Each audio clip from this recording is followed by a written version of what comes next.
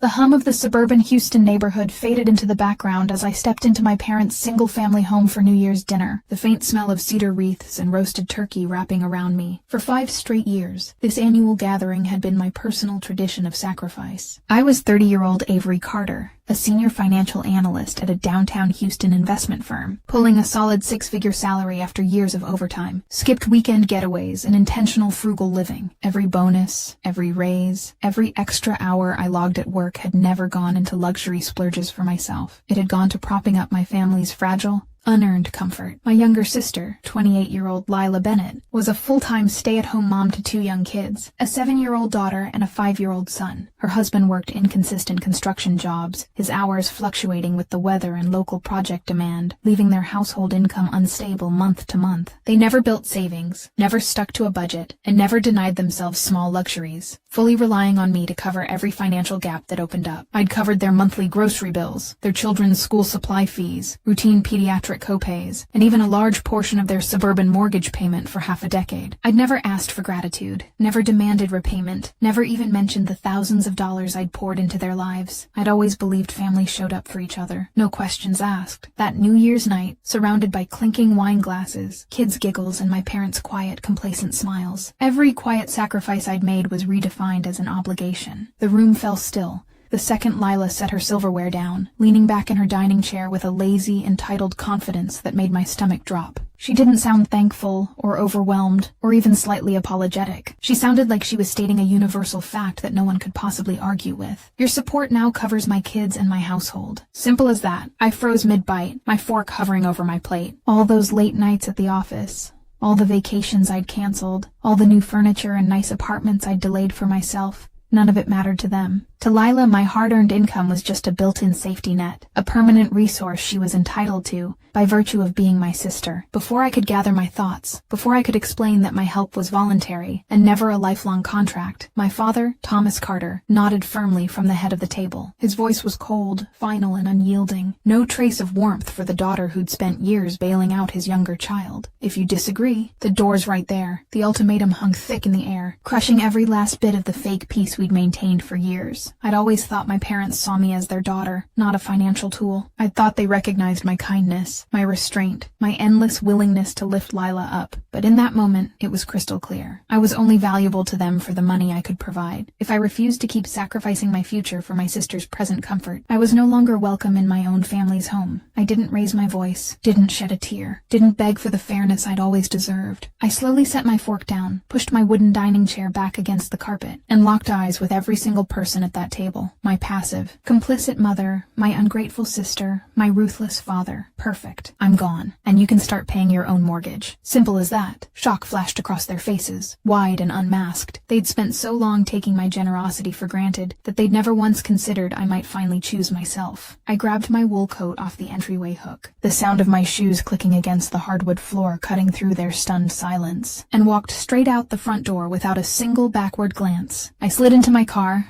started the engine, and pulled out of their driveway, leaving the chaotic, ungrateful family celebration in my rearview mirror. I knew endless arguments and guilt trips were coming my way, but what I couldn't have guessed then was the buried secret they'd hidden for years, a truth they'd soon uncover, one that would destroy every ounce of power they'd ever held over me. My phone exploded with notifications before I'd even merged onto the main highway leading back to my downtown Houston apartment. Text messages flooded my lock screen one after another, first from Lila, then my father, then my mother, each one more entitled and manipulative than the last. Lila's messages seethed with rage, painting me as a cruel, dramatic sibling who'd ruined the entire family's New Year's celebration over nothing. She called me selfish, bitter, and petty, insisting that a single offhand comment didn't justify me abandoning her helpless kids on a holiday. My father's texts were short, authoritative, and disciplinary, the same tone he'd used when I was a misbehaving teenager. He ordered me to turn around immediately, apologize to the family, and drop my ridiculous attitude, claiming that no child abandons their family over a trivial argument. My mother's messages were passive-aggressive, laced with quiet guilt-tripping, begging me to keep the family peace and not let pride destroy our holiday, completely ignoring the cruel ultimatum my father had issued, and the years of one-sided sacrifice I'd endured. I muted my phone entirely and focused on the drive home, the quiet hum of my car engine a stark contrast to the toxic tension I'd just escaped. The second I walked into my minimalist, peaceful apartment, I did what I should have done 5 years prior. I logged into my online banking portal and canceled every single automatic recurring payment I'd set up for my family. I terminated the monthly mortgage supplements I'd sent straight to Lila's checking account, canceled the weekly grocery transfer, turned off the auto pay for her kids' after-school program fees, and deleted every hidden, unspoken financial obligation I'd carried alone for half a decade. Lila and her husband had never once adjusted their lifestyle to match their actual income, because they'd always known I'd cover their shortfalls. My parents had never built an emergency fund or handled household repairs on their own, because they'd grown reliant on me to solve every financial problem. I was their free, unlimited financial backup plan, a safety net they'd never had to work for. Now that net was gone for good. By sunrise the next morning, panic had fully set in for my family. Lila called me first, her voice shrill and frantic, no longer arrogant but desperate and furious. She ranted about a failed mortgage draft, unexpected late fees charged by her bank, and a damaged credit score alert she'd received overnight. She couldn't fathom that I'd actually follow through on my word. I kept my tone calm, steady, and unwavering. No anger, no remorse. You said my support covers your household. I no longer support your household. Simple as that.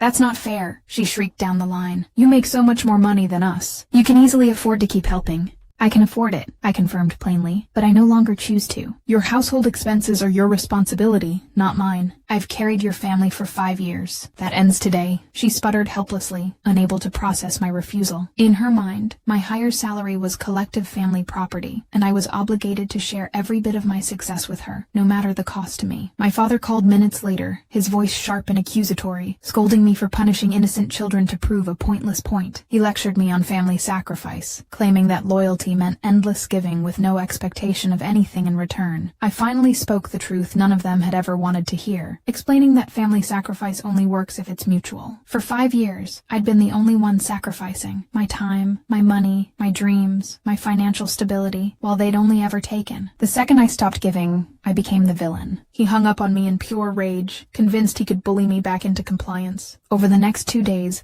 they bombarded me with every manipulation tactic in the book. Guilt trips, empty pleas, fake sorrow, and threats of estrangement. They were utterly certain I'd cave, that my loyalty was programmed and unbreakable. But with every desperate message, I grew more confident in my choice. I was finally free from their endless financial drain, and the worst secret they'd hidden was still waiting to unravel their entire perfect narrative. When direct anger and desperate begging failed to make me reverse my decisions, my family shifted to their most toxic, reliable weapon, public family shame. They knew they couldn't win a one-on-one argument with me, so they set out to win the approval of our entire extended family, painting me as the cruel, selfish villain of the New Year's fight. Over the course of 3 days, they called every aunt, uncle, cousin, and distant relative on both sides of the family, spinning a heavily edited, completely one-sided version of the dinner confrontation. Their fabricated story was simple and manipulative. I'd overreacted to a harmless family comment, thrown a childish fit at the holiday dinner table, and cruelly cut off all financial support for my sister's young, innocent kids out of petty pride. They omitted every key detail: their years of entitlement, Lila's blatant statement that my support was mandatory, my father's cruel ultimatum, and the 5 years of uncompensated financial labor I'd poured into their lives. They framed Lila as a struggling, hardworking young mother just trying to provide for her family, and me as a wealthy, ungrateful daughter who abandoned her blood relatives the second things didn't go her way. The smear campaign worked at first. My phone was flooded with unsolicited lectures from relatives I barely spoke to, people who had no context for the years of exploitation I'd endured. My maternal aunt texted me long paragraphs scolding me for being bitter, telling me that my stable high salary meant I had a moral duty to support my less fortunate sister. An older cousin called me to say I was embarrassing my parents and ruining the family's reputation over nothing, insisting that family always comes before personal pride. No one bothered to ask for my side of the story. No one wondered why I'd suddenly walked away from a family I'd spent half a decade supporting. No one questioned why Lila felt completely entitled to my hard-earned income to fund her entire household. My parents and sister had spent years building this false narrative behind my back, crafting a perfect image of Lila as the vulnerable, struggling sibling and me as the privileged, obligated caretaker who could never say no. For a brief moment, old childhood guilt crept in. I'd been raised to prioritize family harmony above all else.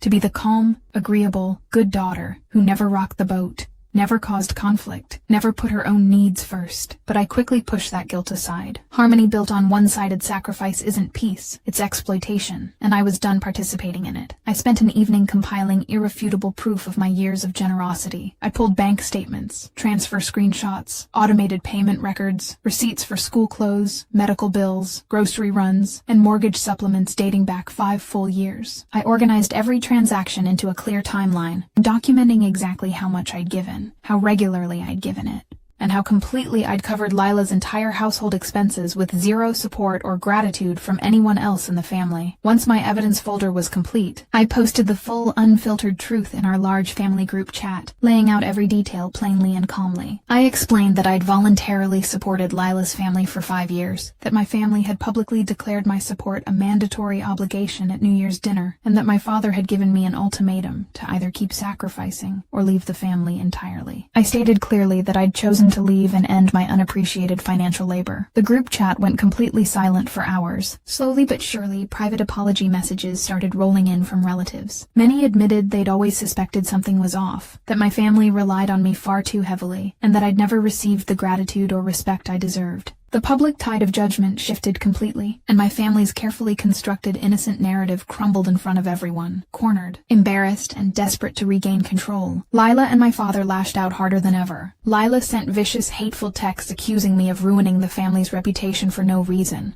calling me cold and heartless. My father issued a final threat: fix the damage I'd done, restart all my payments, or be disowned entirely.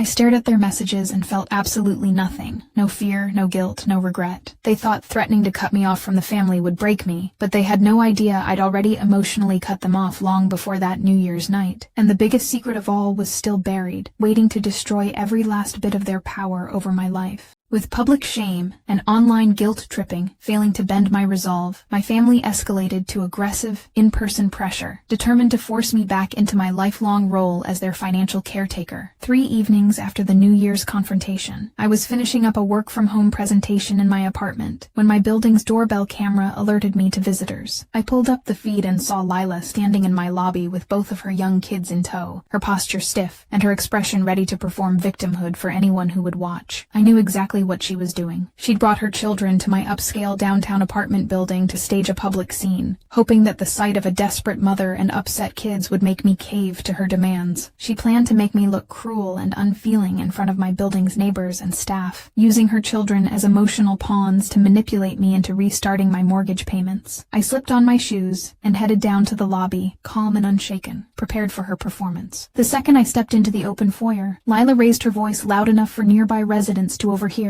her tone tearful and accusatory. "How can you do this to my kids, Avery? They don't understand why their aunt is punishing them for a stupid family fight. They're scared we're going to lose our house because of your pride." I looked her dead in the eyes, my voice steady and unemotional, refusing to engage with her theatrics. "Your kids aren't suffering because of me. They're suffering because you and your husband refuse to live within your actual income. I supported your entire household voluntarily for 5 years. Voluntary help does not equal a lifelong legal or moral obligation. You have so much money you don't even know what to do with it," she snapped, dropping the tearful act for pure frustration. "You live alone in a nice apartment. You have no kids to support. You can afford to help us easily. You're just being selfish. My income is the result of 5 years of overtime, skipped holidays, delayed home ownership, and constant professional sacrifice," I replied firmly. "I built my stability for my future, not to fund your family's permanent lifestyle. Your financial choices are your responsibility, not mine." Lila tried everything to break me. She cried openly, begged me to have mercy on her children, and even prompted the kids to ask me why I wouldn't help their family anymore. My heart ached for the innocent kids caught in the middle of our family's toxicity, but I knew compassion didn't mean enabling my sister's lifelong irresponsibility. I couldn't bankrupt my future to protect her from the consequences of her own choices. After 20 minutes of failed manipulation and a fruitless public scene, Lila stormed out of my lobby with her kids, defeated and furious. She'd failed to break my resolve, and she left with no progress to show for her dramatic stunt. That night, my father sent me the darkest ultimatum I'd ever received, a message designed to crush my spirit and force my compliance. He texted that if I allowed Lila's mortgage to fall further into default, if I let her family face financial struggle, he and my mother would officially disown me. They planned to tell every family member, friend, and acquaintance that I'd abandoned my struggling sister and innocent nieces and nephews out of selfish pride,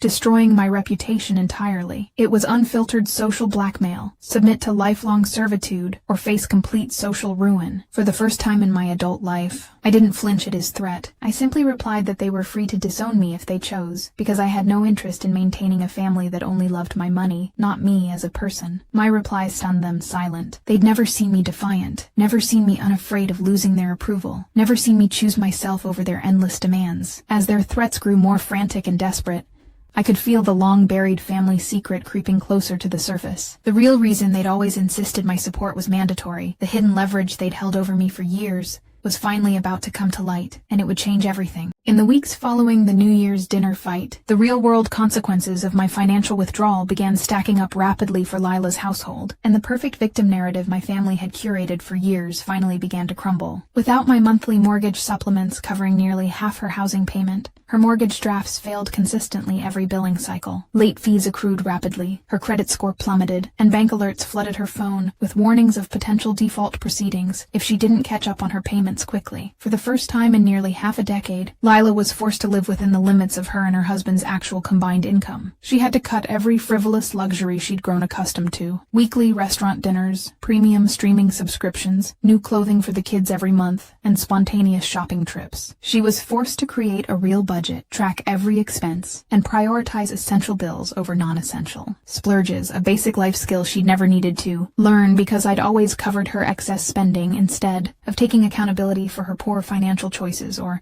adjusting her lifestyle long-term. Lila doubled down on blaming me for all her problems. She posted passive-aggressive captions on Instagram and Facebook, making vague posts about cruel family members, selfish successful people, and blood relatives who abandon their own for petty pride. She complained endlessly to my parents and extended family about how I'd ruined her comfortable life, framing herself as a helpless victim of my cold-hearted choices. My parents stood firmly beside her, continuing to reinforce her false narrative to anyone who would listen. They insisted I was the sole villain in the situation, that my stubborn pride was destroying my sister's family, and that I was morally and legally obligated to resume my financial support immediately. They refused to acknowledge my years of sacrifice, refused to admit their own complicity in enabling Lila's irresponsibility, and refused to accept that family loyalty is a two-way street. Despite their best efforts to maintain the lie, major cracks began to show in their perfect story. Extended family members who'd known Lila for her entire life started speaking up privately to me, sharing that they'd always watched her live far beyond her means. They confirmed she'd always relied on handouts instead of hard work, never saved money for emergencies, and always expected other people to fix her financial mistakes. Relatives slowly realized that I hadn't abandoned my family. I'd simply stopped enabling lifelong financial recklessness. Even as public opinion shifted in my favor, my parents refused to back down from their demands. They grew more insistent that my support was non-negotiable, claiming that adult siblings are legally and morally required to support struggling family members no matter the personal cost. Their unwavering confidence in their false sense of entitlement confused me for weeks, until the first piece of their hidden secret accidentally surfaced. My paternal aunt had been helping my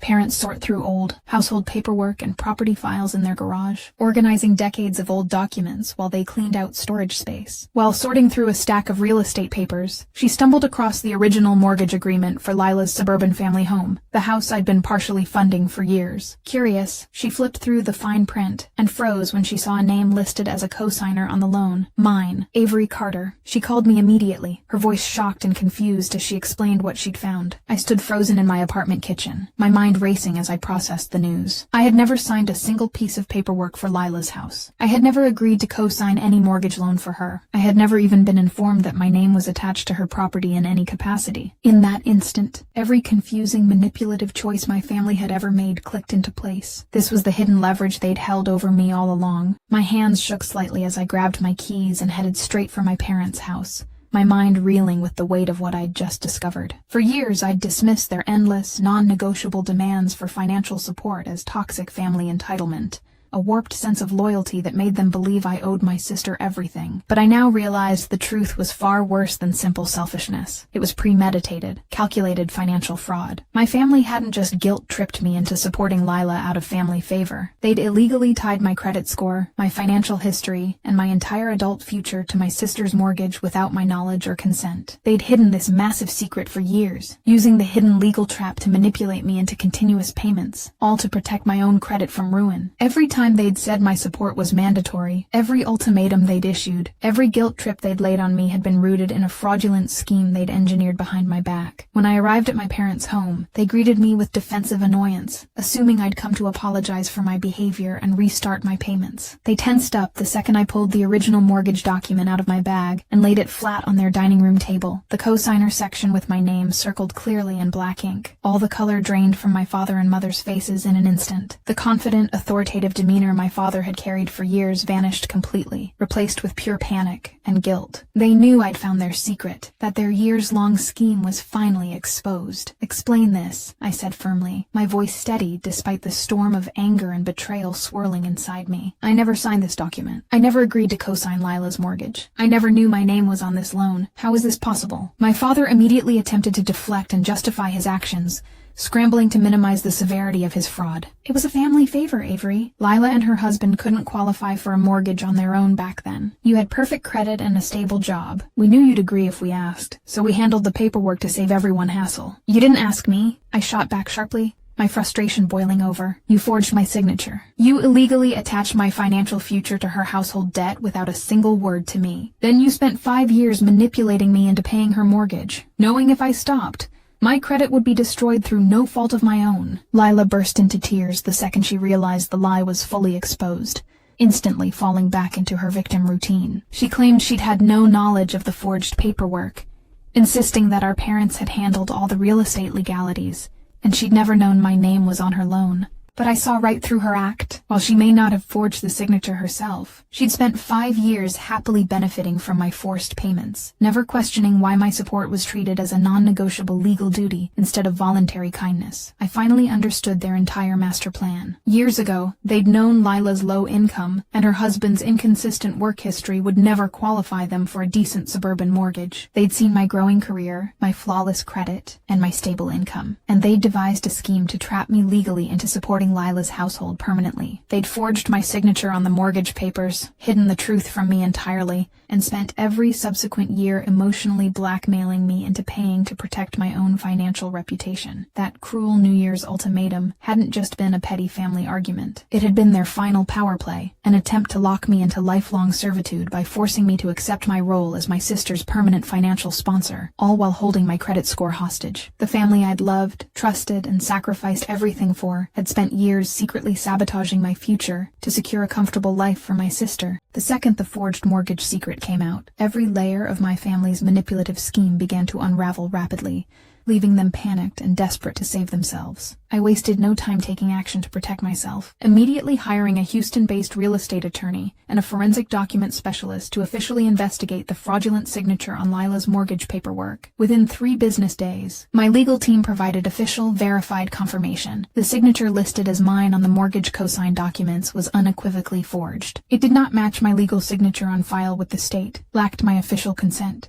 and had been added to the paperwork without my physical presence, knowledge, or authorization. My attorney confirmed I had full legal grounds to dispute the cosigner status, have my name completely removed from the mortgage loan, and even pursue formal financial fraud charges against my parents for their premeditated deception. The confirmation letter sent my family into full-blown panic. For half a decade, their entire power over me had rested on this hidden legal trap. They'd been able to bully, guilt-trip, and force me into endless financial sacrifice because they knew I'd never risk ruining my perfect credit score by letting Lila's mortgage default. Now that I knew the truth and had legal proof of their fraud, their entire power structure collapsed overnight. They had no more leverage, no more threats, no more hidden control over my life. My father begged me repeatedly to drop the legal investigation, his authoritative tone replaced with desperate, pleading desperation. He insisted it had only been a family mistake, that they'd acted out of love for Lila, and that pursuing legal action would destroy our family forever. He begged me to overlook their fraud for the sake of family unity, claiming punishment was too harsh for a simple paperwork error. This was never a mistake, I replied coldly, unmoved by his empty pleas. A mistake is an accident. Forging my signature, hiding the truth for 5 years, and manipulating me into forced payments is intentional, premeditated exploitation. You ruined our family the second you chose to sabotage my future for Lila's comfort. Lila grew hysterical, screaming that I was cruel and unforgiving for exposing their secret and threatening legal action. She claimed I was trying to make her and her children homeless, that I was prioritizing petty petty revenge over family, and that I was destroying everyone's lives over old paperwork. Her performative victimhood no longer fooled anyone. I shared my attorney's official fraud verification with every member of our extended family, finally laying out the full, unvarnished truth of their scheme. Within hours, every last bit of public sympathy shifted away from my parents and Lila. Relatives who'd once scolded me for being selfish were now horrified by their premeditated fraud and years of manipulation. Everyone finally understood why I'd been forced to pay Lila's mortgage for years, why my family had treated my voluntary generosity as a legal obligation, and why I'd finally walked away from their toxic demands. Their perfect, innocent family narrative was completely destroyed. They were no longer the struggling, misunderstood family fighting against an ungrateful child. They were fraudulent, manipulative relatives who'd trapped their own daughter in secret debt to benefit another child. Desperate to salvage their reputation, my parents offered weak, empty apologies, but it was clear to everyone they were only sorry they'd been caught, not sorry they'd spent years hurting and exploiting me. 1 week after exposing the fraudulent mortgage scheme, we held a mandatory final family meeting at my parents' house, with my attorney present to oversee the legal resolution and ensure full transparency. The dynamic in the room was unrecognizable from our previous interactions. My father sat slouched in his chair, defeated and stripped of his usual authoritative confidence.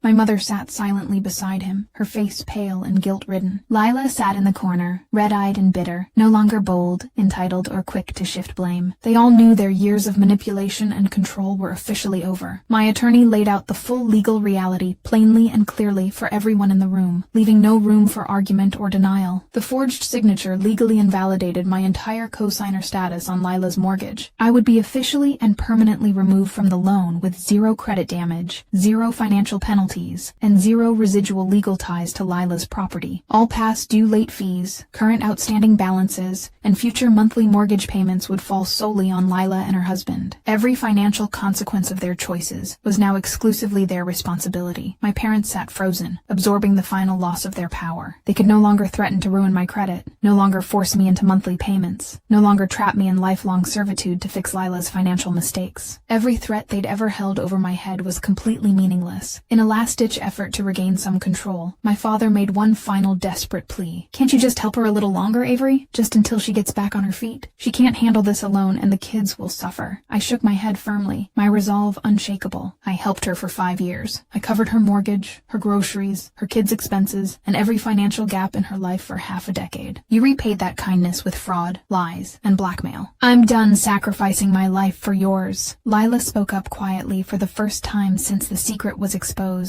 her voice small and defeated. "I really didn't know they forged your signature. I swear I didn't." I looked at her calmly, without anger or bitterness, simply stating the honest truth. "You may not have known about the forged paperwork specifically, but you absolutely knew I was paying your entire mortgage for years with no repayment. You knew our parents were forcing me to support you, and you never questioned it, never defended me, never tried to stop their manipulation. You happily took the benefits of my sacrifice while I endured their abuse." She had no reply, no defense, no excuse to offer. I turned to my father, the man who'd issued that cruel New Year's ultimatum that changed everything, and spoke my final words on the matter. "You told me if I disagreed with endless servitude to your favorite daughter, the door was mine. I took that door. Now you get to live with every consequence of the choices you've made." There was no yelling, no crying, no lingering resentment in my voice, only final, unbreakable closure. The meeting ended in total, heavy silence. My family had no more lies to tell, no more threats to make, no more manipulation tactics to deploy. Their entire scheme was dead, and their power over me was gone forever. Once my name was officially and legally cleared from the fraudulent mortgage loan, the full weight of financial responsibility crashed down on Lila and my parents for the first time in years. Freed from my monthly financial support, Lila could no longer afford her mortgage payments, her previous lifestyle, or the frivolous spending she'd grown addicted to. The stack of late fees continued to pile up, and the bank officially initiated pre-default proceedings on her home, sending formal warnings that foreclosure was possible if the outstanding balance wasn't paid quickly. Forced into true accountability for the first time in her adult life, Lila and her husband had no choice but to completely overhaul their lives. Her husband picked up weekend construction shifts and evening side jobs to boost their inconsistent income. Lila cut every non-essential expense, canceled all luxury subscriptions, stopped buying new clothes and toys for the kids, and created a strict monthly budget to cover only essential bills. They worked long, exhausting hours just to keep up with their mortgage and basic living costs, finally experiencing experiencing the financial stress I'd spent years absorbing for them. My parents were also forced to face the consequences of their choices. Unable to bully me into covering Lila's bills anymore, they had to dip into their personal retirement savings to help Lila catch up on her late mortgage balances. They cut their own hobbies, travel plans, and discretionary spending, sacrificing their own comfort to fix the mess they'd created with their fraudulent scheme. For the first time in 5 years, they were the ones sacrificing for the family. Instead of forcing me to bear the entire burden alone, the extended family fully turned against my parents and Lila, with relatives actively avoiding them at family gatherings and refusing to engage with their victimhood stories. Everyone knew the full truth of their fraud and manipulation, and their decades-long reputation as a kind, struggling family was permanently destroyed. The perfect image they'd curated for years crumbled completely, leaving them isolated and judged by everyone they'd once manipulated. They reached out to me dozens of times with weak apologies and desperate pleas for reconciliation, begging me to forgive them and rejoin the family. I declined every single attempt at contact. I was no longer angry or hurt. I was simply indifferent. I'd processed the betrayal, closed that chapter of my life,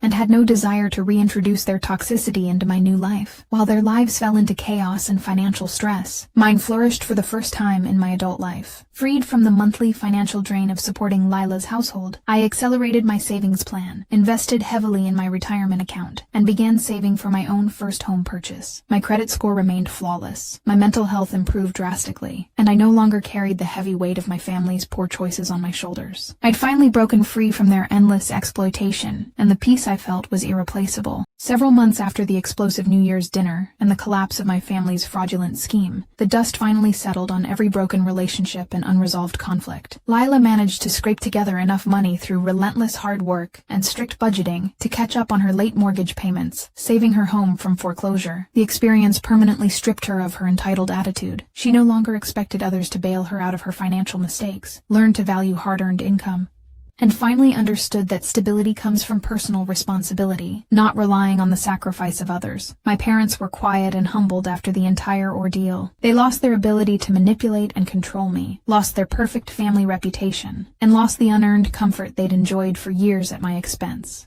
They never offered a sincere, heartfelt apology for forging my signature, trapping me in secret debt, or manipulating me for half a decade. They never fully acknowledged the depth of their betrayal or the years of pain they'd caused me. But they learned to leave me alone, no longer texting, calling, or demanding money or favors from me. I stepped away from mandatory family dinners, stopped prioritizing their needs above my own, and released the lifelong guilt I'd carried for years. I no longer felt obligated to rescue them from their mistakes, no longer carried the burden of their poor financial choices, no longer sacrificed my dreams to sustain their comfort. I reclaimed my time, my money, my peace, and my future, all things I'd given up for far too long. Looking back on that life-changing New Year's dinner, I no longer see it as a painful family betrayal. I see it as the necessary wake-up call that freed me from a lifetime of exploitation. My sister's entitled words and my father's cruel ultimatum forced me to let go of my naive belief that family loyalty meant endless self-sacrifice. Their hidden fraudulent scheme forced me to confront the ugly truth of their manipulation and fight for my own freedom. They'd thought their ultimatum would lock me into lifelong servitude, forcing me to spend my adult life paying their bills and fixing their mistakes. Instead, they accidentally shattered every illusion I'd held about family and gave me the courage to build a new life for myself, one rooted in self-respect and healthy boundaries. The core truth they never managed to understand is simple. Family love is not a mandatory sentence of sacrifice. Generosity is a choice, not an obligation. Professional success and financial stability do not make you the permanent caretaker of people who refuse to grow up and take responsibility for their own lives. I did not destroy their family harmony. I ended their unfair, one-sided exploitation of my kindness. I walked away from their demands, their lies, their hidden traps, and their endless sense of entitlement. In letting go of the family that never truly loved me, I finally found lasting peace, freedom, and happiness. They wanted me to spend my life serving them. Instead, I spent my life reclaiming myself,